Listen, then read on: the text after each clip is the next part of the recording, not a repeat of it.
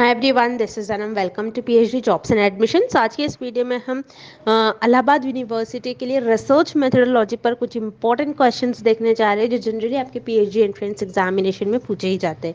तो मैं आपको बता दूं, आज के इस लेक्चर में जो मैंने क्वेश्चंस को कवर कर रखा है तो वो सारे यूनिवर्सिटीज़ में आपकी सेंट्रल यूनिवर्सिटीज़, गवर्नमेंट यूनिवर्सिटीज़ और जो डीम्ड यूनिवर्सिटीज़ होते हैं, इन सारे यूनिवर्सिटीज़ में इस टाइप के क्वेश्चन जनरली पूछा ही जाता है। तो ये जो सारे क्वेश्चंस हैं हमारे प्रोफेसर्स के अंडर डिज़ाइन करे हुए क्वेश्चंस हैं। कुछ क्वेश्चंस हमारी टीम भी डिज़ाइन करती है आपके प्रिपरेशंस के लिए। तो ये सारे क्वेश्चंस हम आपको प्रोवाइड करते हैं विद लिमिटेड फी। तो जैसे कि आप स्क्रीन पर देख सकते हैं, फॉर योर पेपर 1 हम आपको कंप्लीट कोर्स प्रोवाइड करते हैं जिसमें हम आपको कंप्लीट गाइडेंस देते हैं कि किस तरीके से आपको हर एक स्टेप में किस तरीके से परफॉर्म करना है, किस तरीके से सारी चीज़ों को हैंडल करना है, किस तरीके से आपको स्टडी करना है, किस तरीके से आपको सारी चीज़ें जैसे स्टेप बाय स्टेप सारी चीज़ों के लिए प्रिपेयर रखना है। सारी चीज़ें हम आपको प्रोवाइड करते हैं। आपको कुछ भी टेंशन लेने की ज़रूरत नहीं होती है। वीडियो के द्वारा हम आपको अपडेट करते रहते हैं और आपको स्टडी में काफ़ी हेल्प मिलती है। तो जहाँ से क्वेश्चन पूछे जाते हैं ये हम आपको एग्जामिनेशन के कुछ दिन पहले बता देते हैं। रिविजन पैकेज हम आपको प्रोवाइड करते हैं। तो हमारे इसको जो कोर्स है हमारा, उसमें हम आपको 100% पासिंग गारंटी के साथ ये कोर्स प्रोवाइड करते हैं, जिसके लिए आपको स्क्रीन पर दिए गए नंबर पर व्हाट्सएप के थ्रू आप हमें कांटेक्ट कर सकते हो या फिर डायरेक्टली आप हमारे ऐप के थ्रू स्टडी मटेरियल को एक्सेस कर सकते हो for paper 1 as well as for paper 2। Okay, so that's it and let's begin with the video. जैसे कि मैं आपको बता दूं कि पेपर 1 जो कि आपका रिसर्च मेथोडोलॉजी होता है, रिसर्च मेथोडोलॉजी के लिए आपको एग्जामिनेशन में 25 क्वेश्चंस पूछा जाएगा। 450 मार्क्स, यानी एक क्वेश्चन 2 मार्क्स का होगा और यहाँ पर नेगेटिव मार्किंग नहीं होती है। सो पेपर 1 के लिए हम यहाँ पर आपको रिसर्च मेथोडोलॉजी के लिए video lectures, notes, mock test and 1500 MCQs revision PDF provide करते हैं, जिसमें हम आपको हर एक टाइप के क्वेश्चंस, कहाँ से क्वेश्चंस पूछे जाते हैं, हर एक टॉपिक से एक एक क्वेश्चन, दो दो क्वेश्चन आपको देखने मिलता है। तो सब कुछ हम आपको प्रोवाइड करते हैं। नोट्स काफ़ी सिंपल नोट्स हैं, इंटरव्यू में भी आपके काफ़ी हेल्प करते हैं नोट्स। देन मॉक टेस्ट आपको प्रैक्टिस करने में हेल्प करते हैं कि किस तरीके से आपकी प्रिपरेशन आपकी बची हुई है, तो आपको किस तरीके से प्रिपेयर करना है। आपको मॉक टेस्ट से पता लगता है कि आपकी आपकी कितनी प्रिपरेशन हुई है। तो ये कंप्लीट हम आपको प्रिपरेशन हम आपको देते रहते हैं। कुछ ना कुछ दिनों में हम आपको टास्क देते रहते हैं हमारे कोर्स में, जिससे कि आप इजीली आपके एंट्रेंस टेस्ट में आप क्वालिफाई हो जाओ। तो जिसके लिए स्क्रीन पर दिए गए नंबर पर आप हमें कॉन्टैक्ट कर सकते हो या फिर आप हमारे ऐप पर भी विजिट कर आपके रिसर्च मेथोडोलॉजी के स्टडी मटेरियल को एक्सेस कर सकते हैं। एंड ऑल्सो फॉर पेपर 2 के लिए भी हम आपको कंप्लीट कोर्स प्रोवाइड करते हैं, कंप्लीट स्टडी मटेरियल प्रोवाइड करते हैं, जिसमें आपको फुल सिलेबस नोट्स देखने मिलता है, मोस्ट एक्सपेक्टेड क्वेश्चंस देखने मिलते हैं। तो आप स्क्रीन पर देख सकते हो काफ़ी सारे सब्जेक्ट्स के लिए हम आपको यहाँ पर स्टडी मटेरियल प्रोवाइड करते हैं, अगेन विथ 100% पासिंग गारंटी है। अगेन स्क्रीन पर दिए गए नंबर पर आप हमें कॉन्टैक्ट कर सकते हो या फिर आप पर विजिट कर पेपर 2 का भी आप स्टडी मटेरियल को आप हमसे एक्सेस कर सकते हो। सो दैट्स इट, ज़्यादा टाइम वेस्ट नहीं करते हैं and let's begin with the MCQs.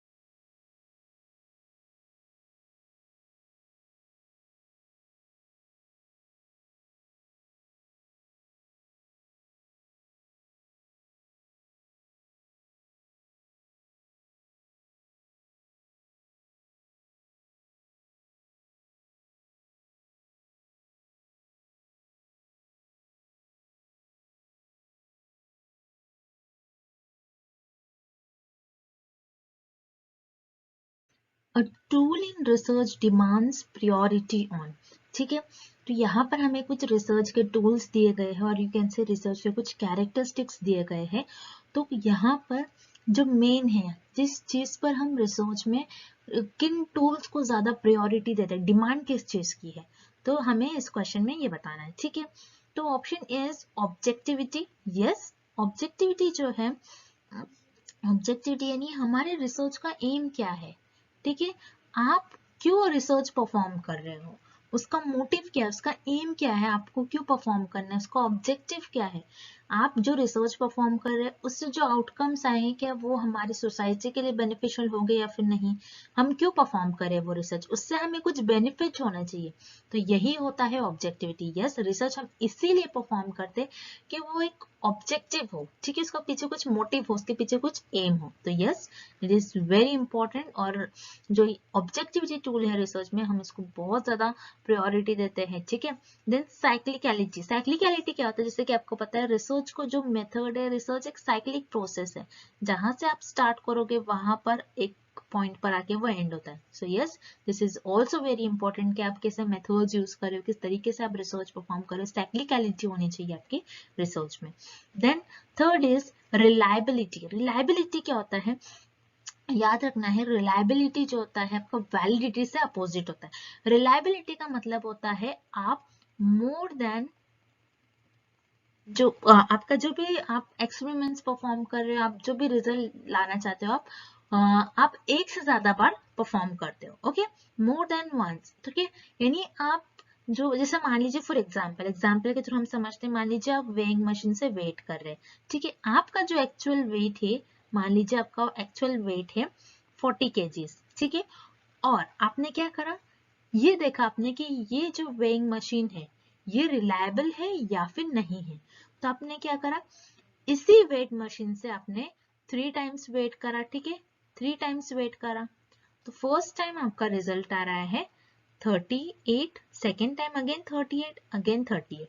तो यहाँ पर ये जो रिजल्ट है, आपका जो वेट है ये प्रॉपर एक्यूरेट वेट तो नहीं दिखा रहा, लेकिन हर बार आप जब टेस्ट कर रहे हो तो ये क्या हो रहा है, आपका सेम रिजल्ट बता रहा है। ठीक है, लेकिन वैलिडिटी जो होती है ये इसका अपोजिट होता है। वैलिडिटी क्या होती है, जो आपका एक्चुअल मेजरमेंट है वही ये मशीन बताए, तब हम कहेंगे कि वो रिसर्च वैलिड है। ठीक है, रिलायबिलिटी यानी आप देख रहे हो कि रिजल्ट रिलायबल आ रहा है या फिर नहीं, आप बार बार चेक कर रहे हो उसको। ठीक है, ये होता है आपका reliability. Very important, again very important characteristics और very important tool in research. So यहाँ पर सारे जो है हम इसको रिसर्च में, सारे टूल्स को हम रिसर्च में हाई प्रायोरिटी पर रखते हैं। तो इसीलिए इस क्वेश्चन का आपका राइट आंसर हो जाएगा option D, all of the above. Next, the normal distribution is the one which the value of.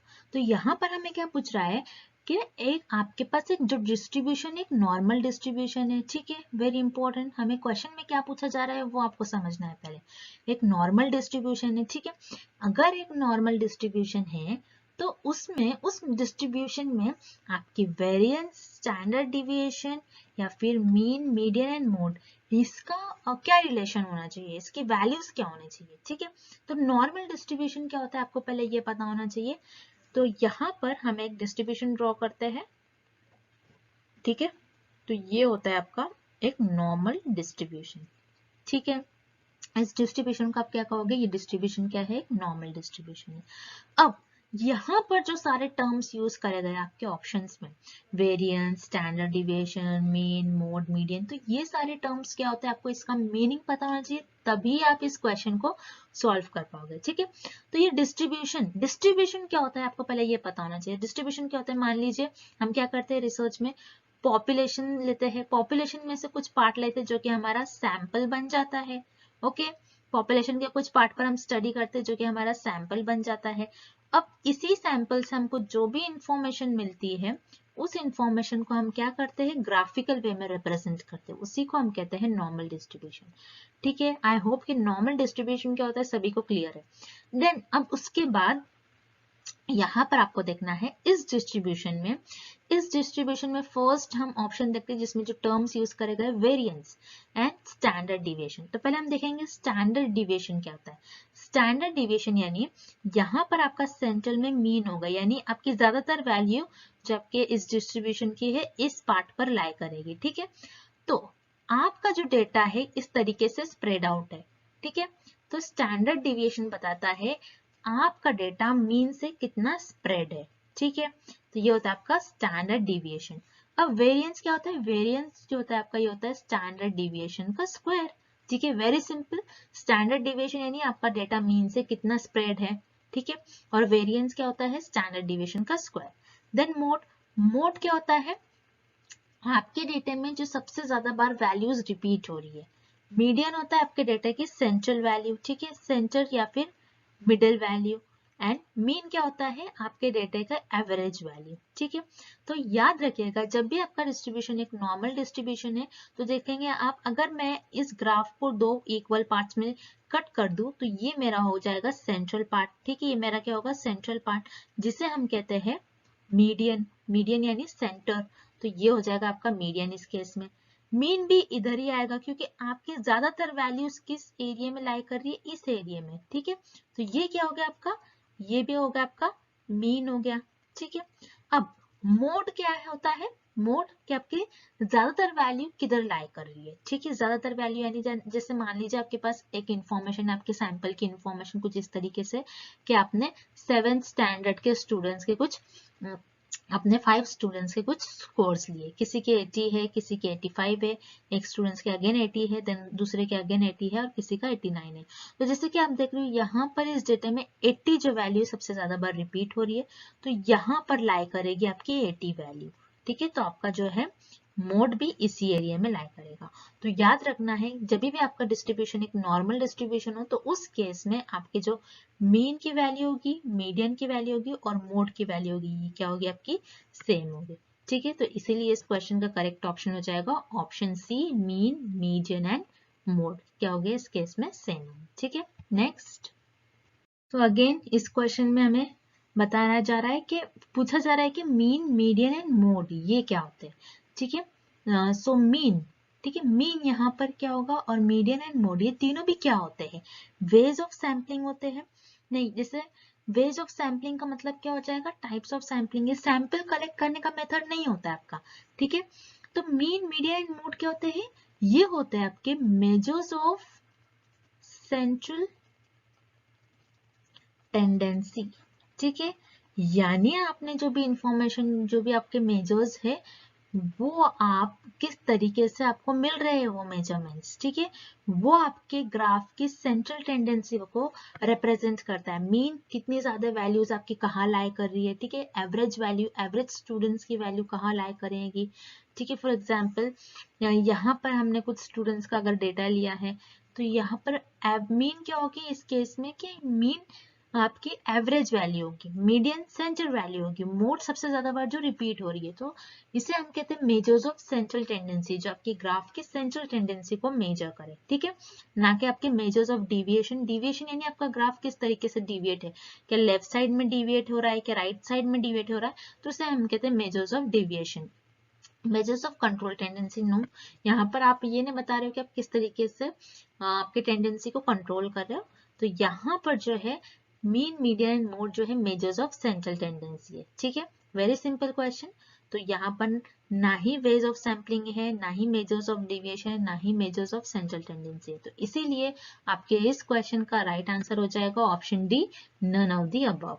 ठीक है, next, a type of probability sampling method. ठीक है, तो यहाँ पर इस क्वेश्चन में हमें क्या बताया जा रहा है कि कौन से ऑप्शन में हमें दिए गए ऑप्शंस में से कौन से ऑप्शन में हमें प्रोबेबिलिटी सैम्पलिंग मेथड का हमें टाइप दिया गया है, ये आपको बताना है। ठीक है, जैसे कि आपको पता है सैम्पलिंग में 2 टाइप्स ऑफ सैम्पलिंग मेथड होते हैं। एक होता है प्रोबेबिलिटी मेथड एंड सेकेंड होता है नॉन प्रोबेबिलिटी मेथड। ठीक है, प्रोबेबिलिटी मेथड क्या होता है?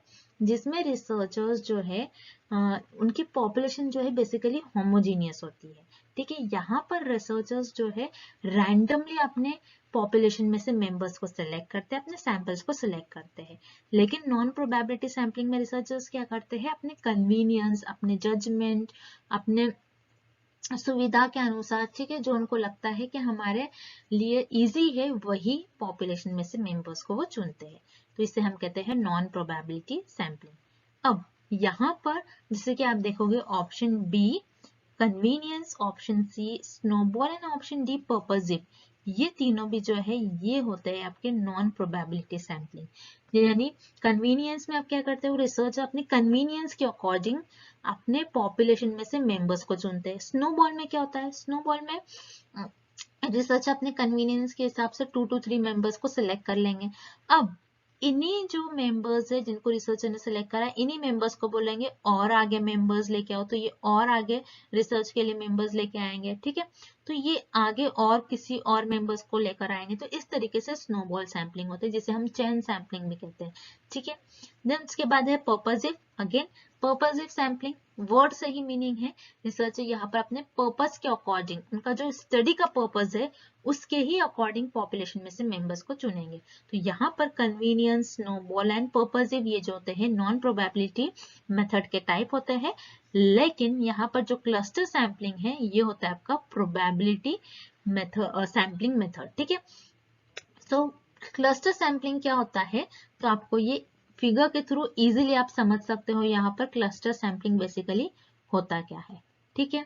तो जैसे कि इस फिगर को आपको देखना है, फिगर को हम देखते हैं, यहाँ पर क्लस्टर सैम्पलिंग में क्या होता है, पॉपुलेशन जो होती है आपकी होमोजेनियस होती है, जो कि बहुत ज्यादा लार्ज होती है। क्लस्टर्स यानी बहुत ज्यादा ह्यूज अमाउंट में क्लस्टर्स, ग्रुप्स, ठीक है। तो आप क्या करते हो, पॉपुलेशन में से आपके जो आप ग्रुप्स बनाते हो, बहुत ज्यादा पॉपुलेशन होती है, बहुत ज्यादा पॉपुलेशन क्या, जैसे मान लीजिए फॉर एग्जांपल यहाँ पे 3-3 का इन्होंने ग्रुप बनाया, आप किसी भी तरीके से बना सकते हो, 4-4 का बना सकते हो, 5-5 का बना सकते हो। तो इस तरीके से हमने क्या करा, बहुत ज्यादा पॉपुलेशन में से कुछ पॉपुलेशन को लिया और हमने यहाँ पर उनका क्लस्टर्स डिजाइन कर लिया, यानी उनका यहाँ पर हमने ग्रुप बना लिया, ठीक है। जैसे कि आप देख रहे हैं यहाँ पर 1 2 3 4 5 6 ग्रुप्स है। अब 6 ग्रुप में से हमने क्या करा, सिर्फ 2 ही ग्रुप को चुन लिया, जो कि हमारा सैंपल बन गया। तो यहाँ पर आप एक एक मेंबर नहीं लोगे हर एक ग्रुप से, आपको होल क्लस्टर आपको सिलेक्ट करना है। जैसे कि यहाँ पर उन्होंने फर्स्ट क्लस्टर सिलेक्ट करा है एंड देन ये वाला क्लस्टर सिलेक्ट करा है। तो बोलने का मतलब यहाँ पर ये है कि यहाँ से एक मेंबर, यहाँ से एक मेंबर, आप ऐसा नहीं सिलेक्ट करते हो, बल्कि आपको होल ग्रुप सिलेक्ट करना होता है, ठीक है, पूरा का पूरा group as a sample select करना होता है। इसीलिए इसको हम कहते हैं क्लस्टर, ग्रुप्स को हम क्लस्टर भी कहते हैं। तो इसीलिए क्लस्टर में क्या होता है, होमोजेनियस पॉपुलेशन होती है, और यहाँ पर रिसर्च अपने कन्वीनियंस के अकॉर्डिंग नहीं, रैंडमली सिलेक्ट करना होता है पॉपुलेशन में से मेंबर्स को, और पॉपुलेशन जो क्लस्टर्स है उसमें से एज इट इज क्लस्टर को रैंडमली चूज करना होता है। तो इसीलिए यहाँ पर जो है क्लस्टर यहाँ पर करेक्ट ऑप्शन हो जाएगा। It is a type of probability sampling method. Okay, next, which of the following variables can be classified only under the nominal category? तो यहाँ पर हमें कुछ पॉइंट्स गिवन है और हमें बताना है कि ये जो पॉइंट्स हमें दिए गए हैं इनमें से कौन से पॉइंट्स नॉमिनल कैटेगरी के अंडर बिलोंग करेंगे, ठीक है। तो नॉमिनल कैटेगरी क्या होती है, जैसे कि मेजर्स ऑफ स्केल्स जो होते हैं, जिसमें नॉमिनल, ऑर्डिनल, ठीक है, इंटरवल, रेशो, ये 4 टाइप्स के स्केल्स ऑफ मेजरमेंट्स होते हैं, जिसमें फर्स्ट होता है नॉमिनल। वेरी सिंपल कैटेगरी होती है। नॉमिनल में आप क्या करते हो, बस आपके पास जो भी इंफॉर्मेशन होती है, जो भी डेटा होता है, उसके कैटेगरी के हिसाब से, ठीक है, उनके कैरेक्टरिस्टिक्स के बेसिस पर बेसिकली आप यहाँ पर चीजों को कैटेगरी वाइज आप ऑर्गेनाइज करते हो, ठीक है, या फिर क्लासिफाइड करते हो। सो नॉमिनल कैटेगरी में यहाँ पर आपको देखना है, बेसिकली आपके पास जो भी डेटा होगा वो डेटा आपके पास क्वालिटेटिव फॉर्म में होगा, ये आपको याद रखना है, ठीक है। Very important point, nominal category में जो भी आपके पास डेटा होता है बेसिकली क्वालिटेटिव डेटा होता है, ठीक है, क्वालिटेटिव डेटा होता है, ये आपको याद रखना है। तो 1 बाय 1 हम सारे पॉइंट्स देख लेंगे। First is I colour. Yes, I colour जो है ये आपका नॉमिनल कैटेगरी में बिलोंग करेगा, क्योंकि आई कलर, किसी का आई कलर ब्लू है, किसी का ब्लैक है, किसी पर्सन का ग्रीन है, तो यहाँ पर आप क्या कर सकते हो, आई कलर की बेसिस पर पर्सन को आप क्लासिफाइड कर सकते हो। Then second is military rank. So जैसे कि आप देख सकते हो यहाँ पर रैंक वर्ड यूज करा गया।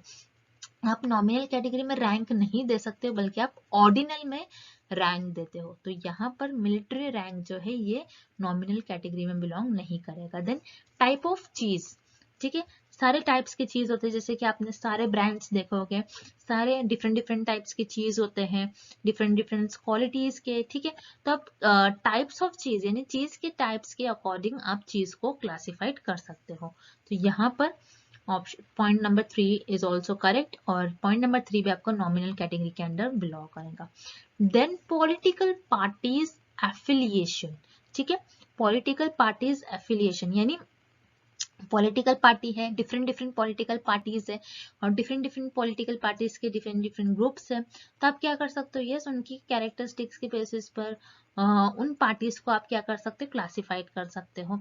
तो यहाँ पर पॉइंट नंबर 4 भी आपका क्या हो जाएगा, नॉमिनल कैटेगरी में बिलोंग करेगा।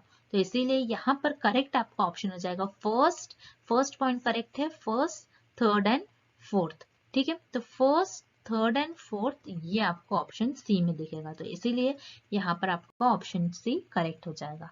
नेक्स्ट, तो यहाँ पर आप जो क्वेश्चंस देख रहे हैं, तो ये क्वेश्चन है आपका असर्शन एंड रीजनिंग से। तो इस टाइप के भी क्वेश्चन एग्जाम में आपसे पूछे जा सकते हैं, ठीक है। तो यहाँ पर आपको देखना है असर्शन क्या बता रहा है, the correlation coefficient requires that the underlying relationship between the two variables under the consideration is linear. Yes, यहाँ पर आप क्या करते हो, कोरिलेशन कोएफिशिएंट जो होता है उसमें आप किस तरीके से रिलेशनशिप बताते हो, दो वेरिएबल्स के बीच में एक लीनियर रिलेशनशिप।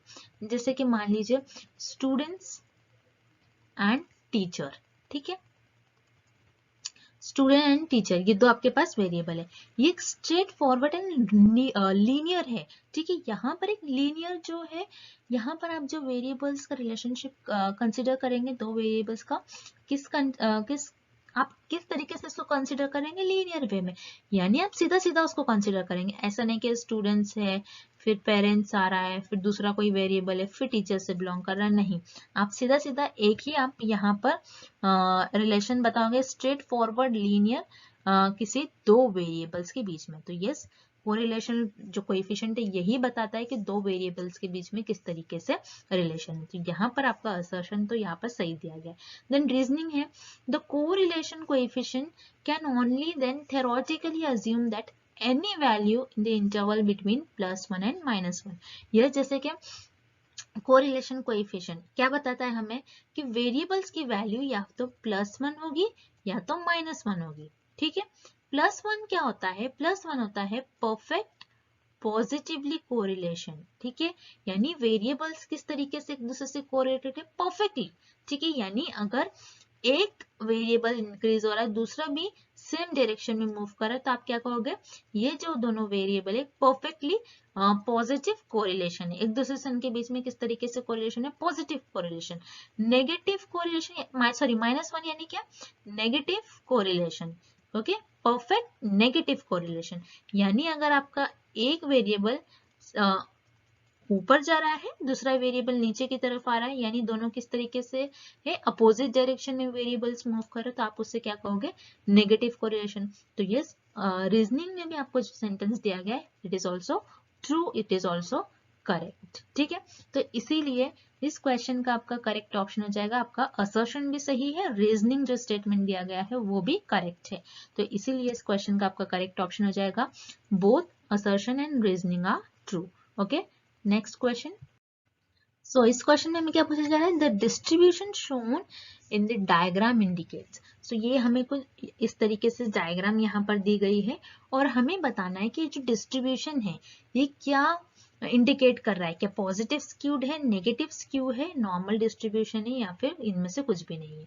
तो याद रखना है, जैसे कि आपको मैं सिंपल मेथड बता दूं, यहाँ पर आपका जो डेटा है यहाँ से आपका डेटा लेफ्ट साइड की तरफ जो है ज्यादा झुक रहा है, यानी ज्यादातर वैल्यूज आपके इस रीजन में लाई कर रही है, ठीक है।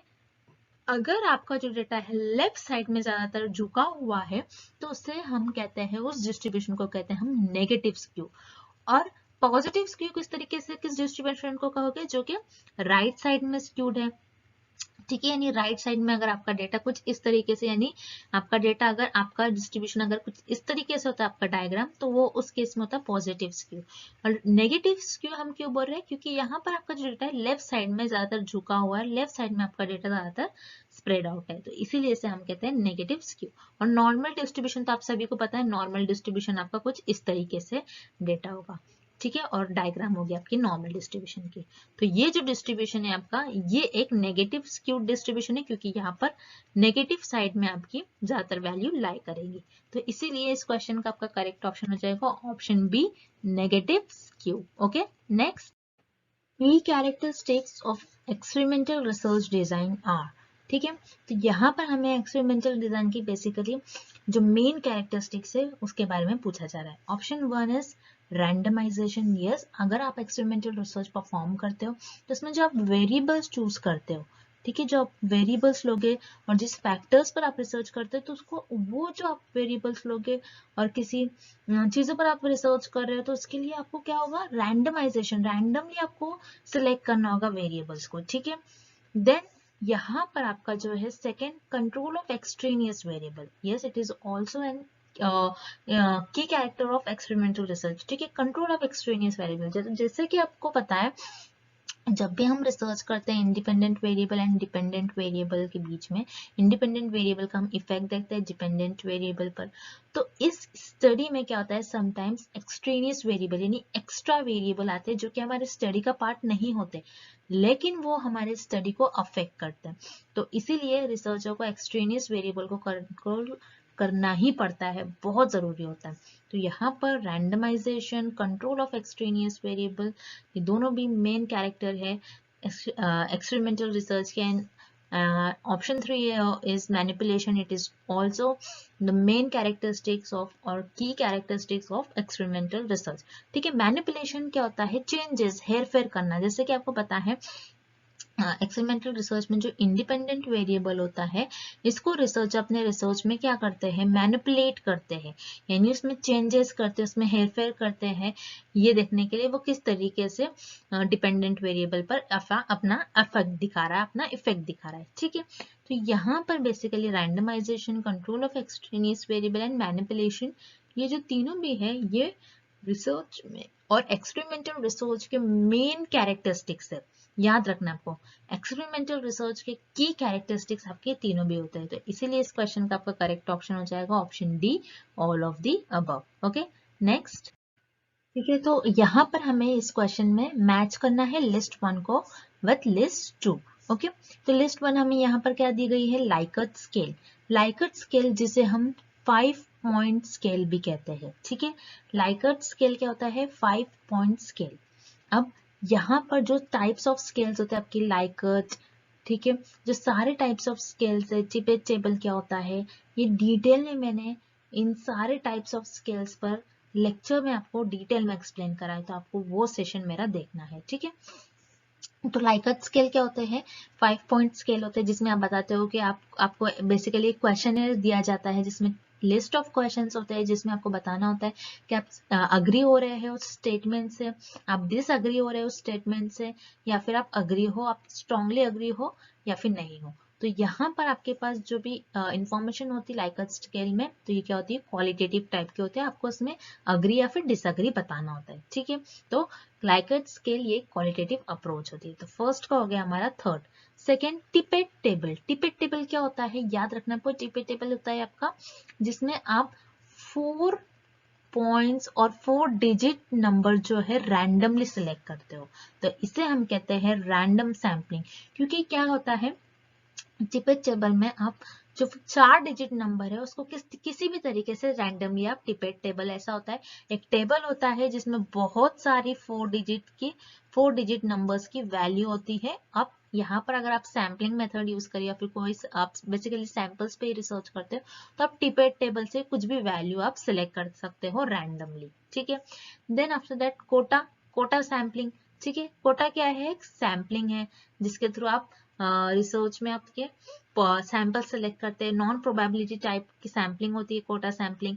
देन यहाँ पर पॉइंट 4 है स्टैटिस्टिकल इन्फेरेंस। स्टैटिस्टिकल इन्फेरेंस यानी कुछ ऐसा कुछ ऐसा आपके पास थ्योरी होगी, ठीक है, आपके पास कुछ स्टेटमेंट होगा जिसके बेसिस पर आप कुछ गेसेस दोगे, ठीक है, आप कुछ जजमेंट करोगे, ठीक है। तो स्टैटिस्टिकल इन्फ्रेंस बेसिकली क्या होता है, हाइपोथेसिस होता है, क्योंकि हम जैसे कि आपको पता है हाइपोथेसिस क्या होता है, हाइपोथेसिस बेसिकली रिसर्चर गेसेस करते हैं अपने नॉलेज के अकॉर्डिंग, उनको जितनी भी नॉलेज होती है उनके बेसिस पर वो गेसेस करते हैं और उसी गेसेस को अपनी रिसर्च में टेस्ट करते हैं। एक टेंटेटिव स्टेटमेंट होता है, तो उसी को हम कहते हैं स्टैटिस्टिकल इन्फेरेंस, ठीक है। तो जैसे कि आप यहाँ पर देख रहे हो फर्स्ट का थर्ड पॉइंट है, ठीक है, फर्स्ट का थर्ड हमें डायरेक्टली ऑप्शन नंबर 4 में दिया गया है। तो अगर आपको जैसे फर्स्ट का आंसर आ रहा है, ठीक है, सेकंड का भी अगर आ रहा है, क्योंकि सेकंड का 4 दिया है, तो आप इस तरीके से आप अगर आप एक भी गेस करते हो आंसर तो आप इजीली ऑप्शंस को मार्क कर सकते हो, ठीक है। तो ऑप्शन सारे में बहुत डिफरेंट दिया गया है, तो आपको अगर एक भी आंसर आ रहा है तो आपको एक भी आंसर अगर आ रहा है मैच द फॉलोइंग से, तो आप करेक्ट आंसर डायरेक्टली मैच कर सकते हैं। तो इसीलिए इस क्वेश्चन का आपका करेक्ट ऑप्शन हो जाएगा पॉइंट नंबर और ऑप्शन 4, फर्स्ट का थर्ड, सेकंड का फोर्थ एंड थर्ड का फर्स्ट एंड लास्ट फोर्थ का सेकंड, ठीक है। तो इस तरीके से आपका जो पेयर है लिस्ट 1 से हमने लिस्ट 2 मैच कर दिया। सो that's it and thank you for watching this video.